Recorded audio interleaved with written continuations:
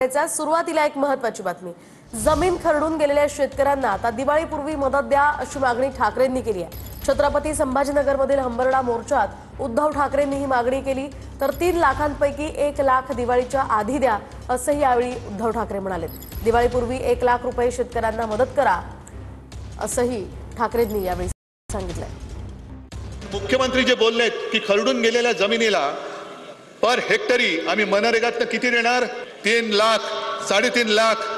मग मी मुख्यमंत्र्यांना तुमच्या वतीने आव्हान देतो आहे की दिवाळीपूर्वी त्या 3 लाखातले 1 लाख माझ्या शेतकऱ्याच्या खात्यात टाकाच।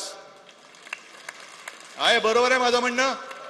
बाकीचं नंतर बघू, बाकीसाठी आपण चाबूक दिलाय तो मी घेऊन फिरेनच, पण जर तुमच्यामध्ये एवढी तुमची नियत, मी मुख्यमंत्री असताना माझी नियत काढत होता, आता मी तुमची नियत काढतो।